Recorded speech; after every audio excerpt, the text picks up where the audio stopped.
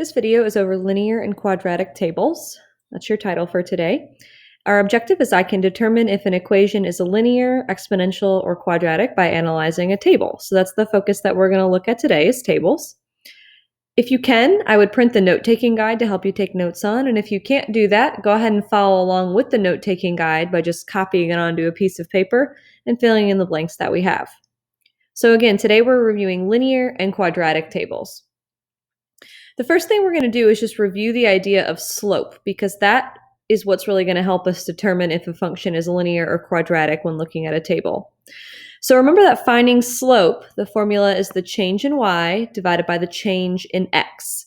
So when we look at our x and y values, our x values usually come first. Those are our independent values. And then our y values are our dependent values. So to find the slope of a table, we find our change in y, which -2 to +2 is an increase, and it's an increase of 4. And we divide that by our change in x. -2 to -1 is an increase of 1.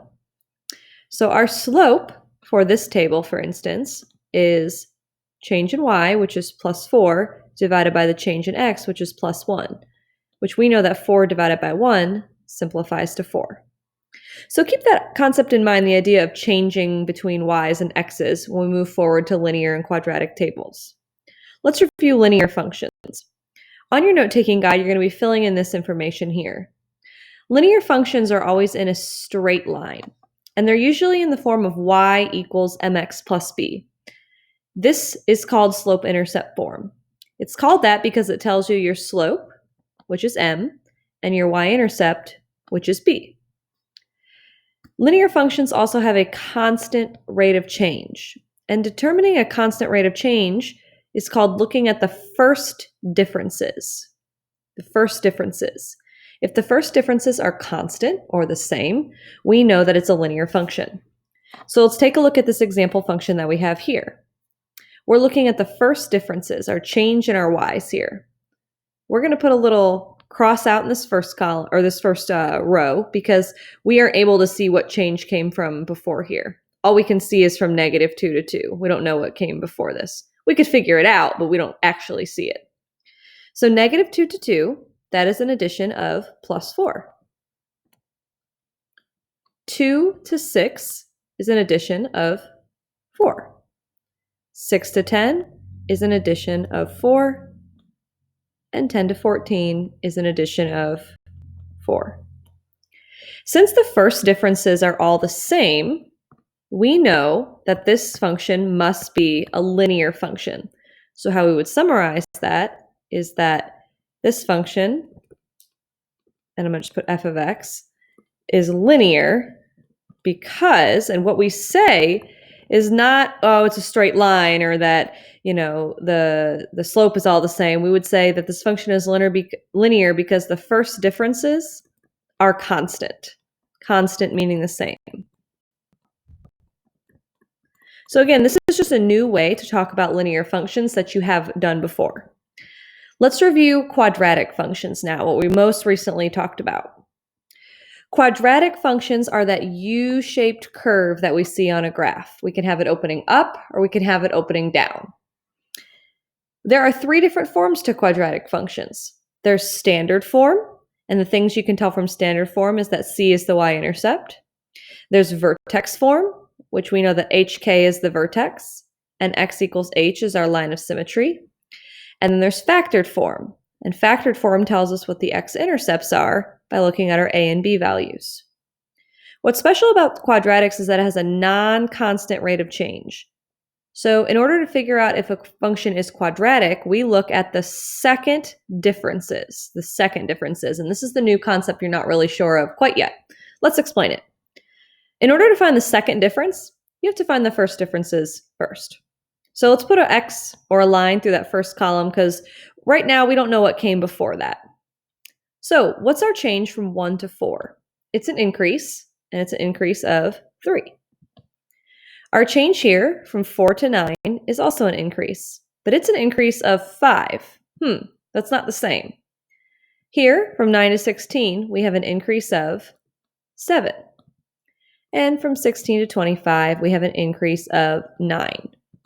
So right now, since our first differences are not the same, we know this function is not linear. So let's look at our second differences.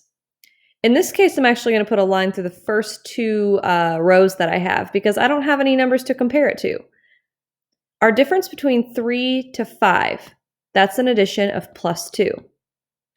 Our change from 5 to 7, that's a difference of plus 2. Our change from 7 to 9 is a difference of plus 2. Since our second differences are all the same, we know that this function must be a quadratic function because the second differences are all the same. Remember that second differences are related to the changes between the first differences. The first differences are related to the changes in the y values. Let's try two more examples. Example 1. Let's find our first differences in this case. So I'm going to extend my table. Yours is already like that in your notes. But let's find our first differences here.